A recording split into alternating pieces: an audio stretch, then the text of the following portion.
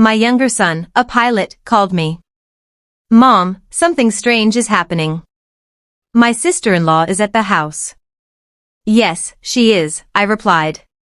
She's in the shower. His voice dropped to a whisper. That's impossible. I have her passport in my hands. She just boarded my flight to France. At that very moment, I heard footsteps behind me. I'm glad you're home. If you're watching this video, please like, subscribe to the channel, and tell me in the comments where you're watching my story of revenge from. I want to know how far it has reached. This morning, just like any other, I was rushing to do the dishes after breakfast. My older son, Stephen, had left for work early, leaving the house quiet. His son, my grandson Matthew, that clever little rascal of 7, had already been picked up by the school bus. And Araceli, my daughter-in-law, Stephen's wife, had just gone upstairs. Her soft voice floated down to me. Mom, I'm going to take a quick shower. Okay. I nodded, smiling. I had barely put away the last plate when the landline rang. I dried my hands on my apron and hurried to answer. The cheerful, youthful voice of my younger son, Ivan, filled the line. Mom, I just wanted to say hi. I had some free time during a layover at the airport. Hearing his voice felt like a warm hug. Ivan is my pride and joy, a young co-pilot who's always on the move, living out the childhood dream he had of conquering the skies. I smiled and asked him a few questions about his flight, about how he was doing. He laughed heartily and said everything was great, that work was going smoothly. But suddenly his tone changed as if he was hesitant to say something. Hey Mom, something really weird happened. My sister-in-law is at the house. I was puzzled. I looked toward the stairs where I could still hear the water running in the bathroom. Of course she is, honey. Araceli is upstairs taking a shower, I replied completely certain. Araceli had talked to me less than 10 minutes ago, and she was wearing that white blouse she always wore around the house. How could I be wrong? But on the other end of the line, Ivan was silent for a long while. So long that I could hear his breathing. Then his voice became very serious, full of amazement. Mom, that's impossible because I have her passport right here in my hand. She just got on my flight headed for France. I laughed, thinking he must have been mistaken. Oh, honey, you must have seen wrong. I just saw Araceli. She even told me she was going to take a shower. I tried to explain calmly to reassure him, but he didn't laugh. He didn't answer me like he always did. He told me in a slow voice, as if he was trying to put the story in order in his head, that after all the passengers had boarded, he ran out to look for some papers he'd forgotten and accidentally found a passport lying near the boarding gate. At first, he thought about giving it to the airport staff. But when he opened it to see who it belonged to, he froze. The photo was of Araceli. Her name was right there, clear as day. There was no way to get it wrong. My heart began to beat faster, but I tried to stay calm. Are you sure, Ivan? That passport could be someone else's, I said, even though a tiny thorn of uneasiness had already pricked me. Ivan sighed, and his voice was now a mix of bewilderment and firmness. Mom, I just went down to the passenger cabin to check if it was her. She's sitting in first class next to a man who looks very rich and elegant. They were talking very close, like they were a couple. Ivan's words were like a stab. I stood frozen, gripping the phone receiver. My head was spinning. A couple. Impossible. I had just heard Araceli's voice from upstairs. I had just seen her in the flesh in this very house. But right at that moment, the sound of the water in the bathroom stopped. I heard the bedroom door open and Araceli's voice came down the stairs. It was soft but loud enough to make me jump. Mom, who is it? I panicked. My heart was pounding so hard I felt it was going to burst out of my chest. Just a friend of mine, I replied quickly, my voice trembling, and I hurried into the living room to avoid Araceli's gaze as she peeked her head out from the stairs, her hair still soaked. I closed the door and whispered into the phone, trying not to let my nervousness show. Ivan, I just heard Araceli.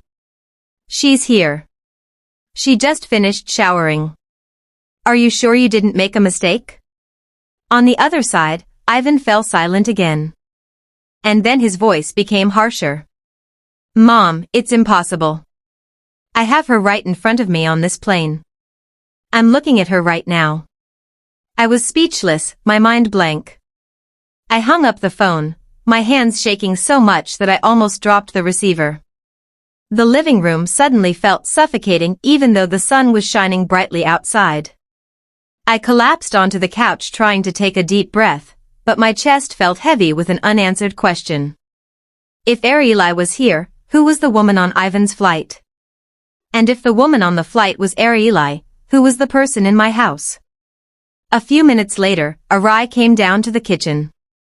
She was wearing a clean, light blue dress, her hair still damp, and she smiled with the same sweetness as always. Mom, I'm going to the market early today. Do you want me to get you any vegetables or anything? Her voice was kind, familiar, as if nothing strange was happening. I looked at her, trying to force a smile, but inside I felt as if I was carrying stones. Yes, honey. Bring some tomatoes, please, I replied, my throat dry. Araceli nodded. She took her wicker basket and walked out of the house. Her silhouette disappeared behind the gate. I stood there watching her go with a whirlwind in my soul. I didn't believe Ivan was lying to me. My son had no reason to invent a story like this. He had always been an honest boy, very sensitive and affectionate with his family. But Araceli, the daughter-in-law I had lived with for so many years, was also in front of me in the flesh. Unmistakable. I asked myself, could there be something I've missed? Is there some secret in this house that I, an old woman, have never noticed? I sat in silence in the living room as the midday sun filtered through the curtains, casting faint stripes of light on the tiled floor. The old armchair where I always sit to knit or read stories to. Matthew also seemed heavier now. Ivan's call kept echoing in my head. Every one of his words was like a hammer blow to my heart. I looked around the room where the family photos hung. Stephen and Araceli on their wedding day, newborn Matthew, and Ivan's radiant smile when he first put on his pilot's uniform. All those memories now seemed covered by a haze, blurry and full of doubt. My name is Stella Brooks, a 65-year-old widow who lives in a quiet middle-class neighborhood in Phoenix, Arizona. My husband, Raphael, passed away 10 years ago, leaving me with the two sons I love more than my own life. Stephen, the oldest, is a hard-working architect, always immersed in his blueprints and projects. Ivan, the youngest, is my pride for having made his dream of being a pilot come true. My life revolves around Stephen's small family, my daughter-in-law, Araceli, and my grandson Matthew, and the peaceful days in this house. Araceli, my daughter-in-law, was always the perfect model in my eyes. She was beautiful, industrious, always impeccable, from the way she dressed to how she cared for Matthew. I still remember the day of their wedding, a big party held in the yard of her parents' house. Even though Araceli's family wasn't wealthy, they put in their utmost effort to make everything perfect. Araceli came into my house with a confident smile and a bright look, as if she had been born to be a wonderful wife and mother. I used to think how lucky I was to have a daughter-in-law like her. After Araceli left for the market, I stayed seated, unconsciously gripping the edge of the tablecloth.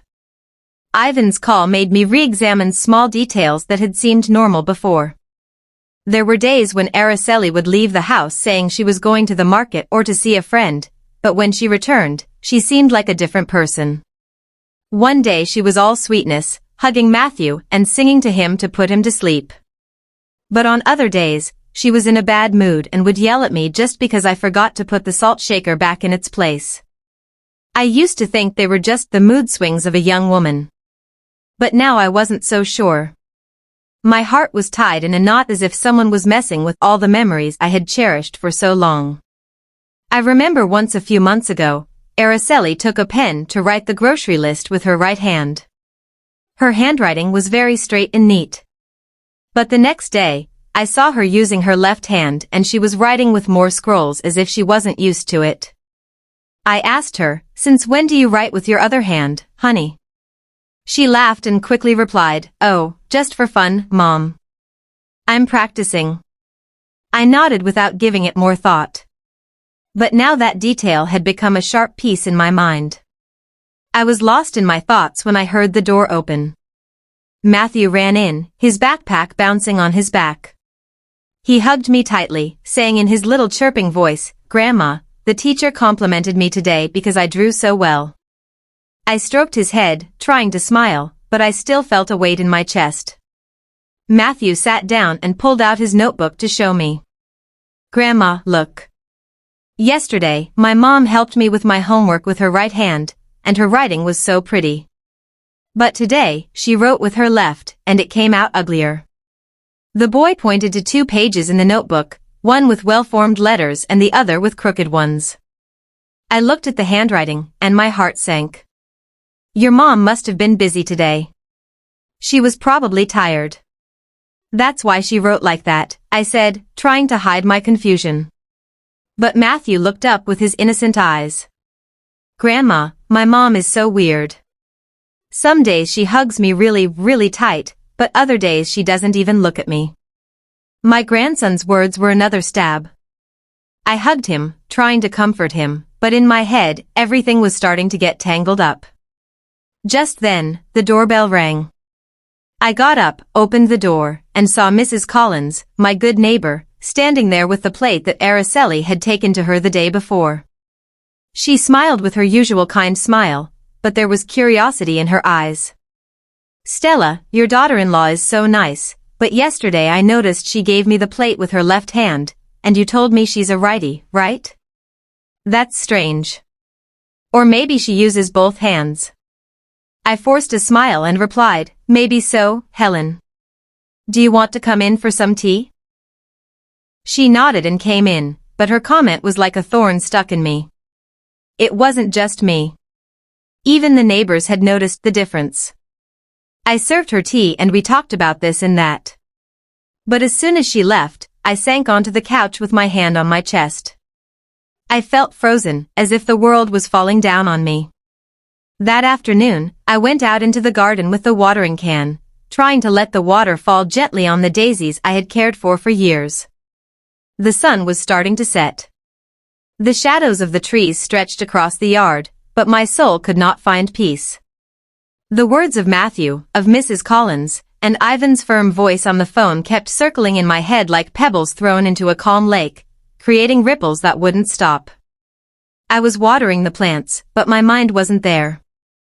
I asked myself, am I too old now to notice the strange things happening in my own house, or have I been turning a blind eye on purpose, wanting to believe in the happy family I always dreamed of? Araceli returned from the market carrying her wicker basket. But what caught my attention was that she was holding it with her left hand. I remembered perfectly that Araceli always used her right hand, from how she held the knife to chop vegetables to how she combed Matthew's hair. I stood there watching her put the basket on the kitchen table, and I asked her in a low voice, "What did you buy, Araceli?" My voice tried to sound natural, but inside a wave of suspicion was growing. She smiled and replied very politely, "I got some tomatoes, cilantro, and fresh fish. Mom, I'm going to make the roasted fish you like so much tonight. Does that sound good?" Her voice was soft as always, but I couldn't help but notice her hands. "The left one?" "No, the right one." I nodded and turned away, pretending to clean the table, but my heart was pounding hard. Was I imagining things, or were these small details trying to tell me something? At dinner time, the whole family gathered at the table. Stephen was tired after a long day at work, but he still smiled at Matthew and asked him how school had been. Araceli ate slowly, delicately, and even turned to Stephen to remind him.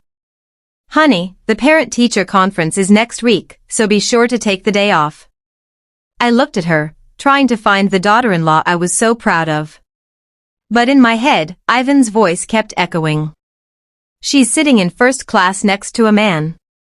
I bit my lip, trying to swallow the anguish, but it felt like a stone stuck in my throat. Just 3 days later, everything was different. Matthew dropped a glass of water during dinner, and the water splashed all over the tablecloth. I quickly grabbed a rag to clean it, laughing, "It's okay, honey. Just be more careful." But Araceli, sitting across from him, suddenly frowned and said in a sharp voice, "Matthew, why are you so clumsy? Be more careful." I was stunned looking at Stephen. He also frowned and said in a low voice, "Araceli, it was an accident. That's all." She turned with a spark of anger in her eyes. "You always defend him, and I end up looking like the bad guy in the house." The atmosphere at the table became heavy. Matthew lowered his head, his eyes full of tears. I hugged him, feeling a deep pain. Only a few days ago, Araceli had lovingly reminded him about school, and now she seemed like a completely different person. I sat next to her, watching in silence, trying to put the pieces together in my head. Today, she was irritable. The other day she was so sweet. Today, she used her left hand. The other day, her right. These small differences, one by one, were piling up in my mind like the pieces of a puzzle I still couldn't see completely. I told myself I had to calm down. But every time I looked at Araceli, I saw a stranger, as if she wasn't the daughter-in-law I had lived with for so many years. A few days later, I took Matthew to school. He held my hand as we walked down the same old cobblestone street. Suddenly, he stopped, looked at me, and said in a sad voice, "Grandma, yesterday my mom taught me how to write, and she was so patient. Her handwriting was so pretty, but today she didn't even want to look at my homework. She told me to do it by myself." I knelt down to look into his clear eyes, and I felt my heart break. "Your mom was busy, honey. Don't be sad," I said, but my voice trembled. Matthew nodded, but his gaze was still full of disappointment.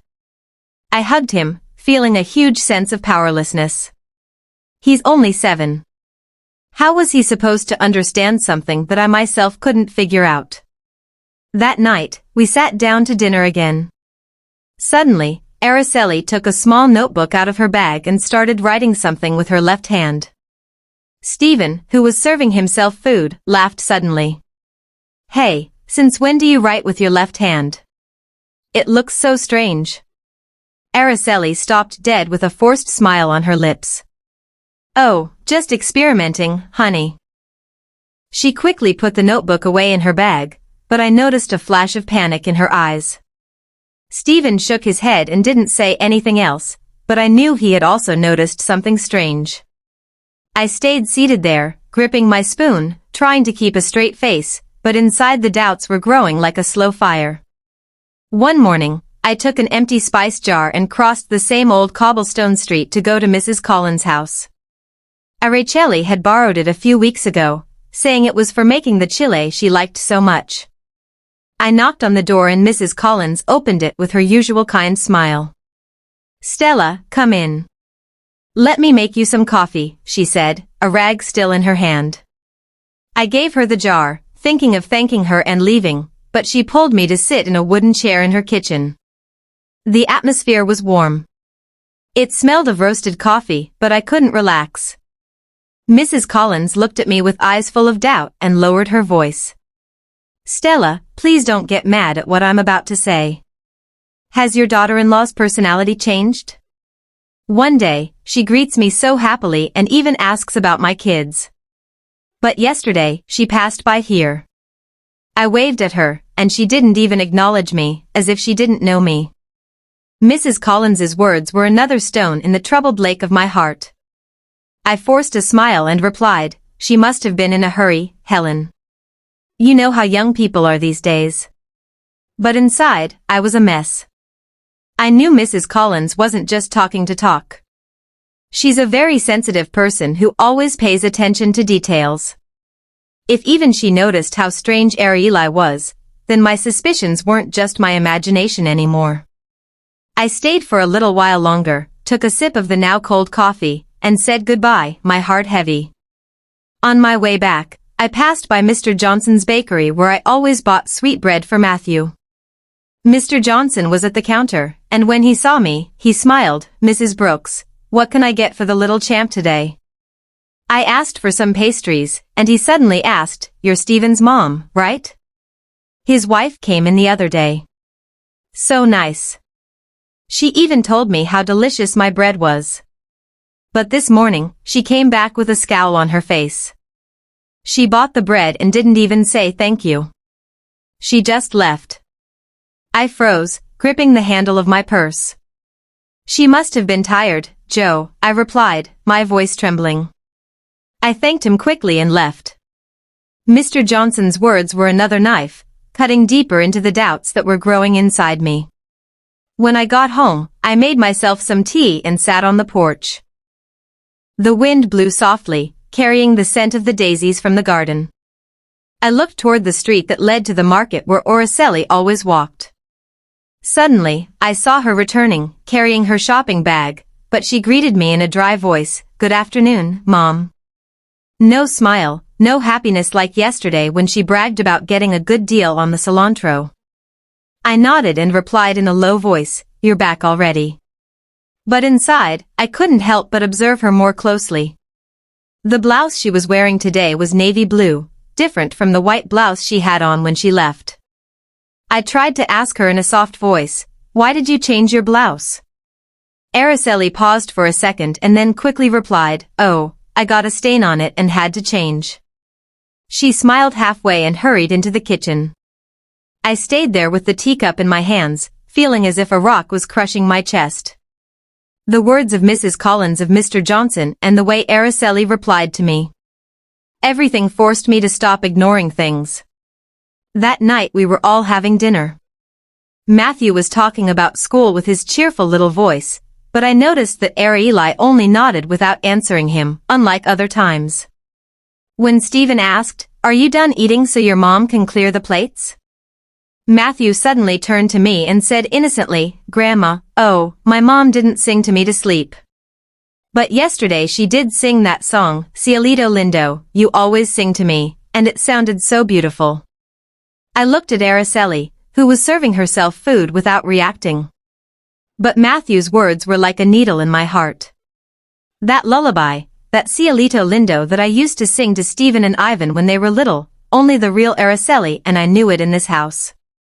She had learned it from me years ago, when Matthew was a baby, and we'd sung it together to soothe him during sleepless nights. So why did she sing it yesterday with such perfection, and today act as if she hadn't heard Matthew's words at all? The inconsistency gnawed at me, and I felt a chill run down my spine. I excused myself from the table early, claiming a headache, but in truth, I needed to think. Alone in my room, I pulled out an old photo album from under the bed. Flipping through the pages, I stopped at pictures of Araceli's family. Her parents, humble folks from a small town in Mexico, had passed away shortly after the wedding. She had no siblings, or so she had told us. But as I stared at the photos, I noticed something I had overlooked before, a faded picture of Araceli as a child, standing next to a girl who looked exactly like her. Twins? The photo was grainy, taken at a family picnic, but the resemblance was uncanny. My hands trembled as I held the album. Had Araceli been hiding a twin sister all these years? And if so, why? The pieces began to fit, the mood swings, the handedness, the subtle changes in behavior. One was right-handed, sweet, and nurturing, the other left-handed, irritable, and distant. But which one was the real Araceli, my son's wife? And why the deception? That night, sleep evaded me. I lay in bed, staring at the ceiling, replaying every odd moment in my mind. The next morning, I decided to confront the woman in my house. But when I went downstairs, she was already gone, leaving a note, gone to visit a friend. Back late.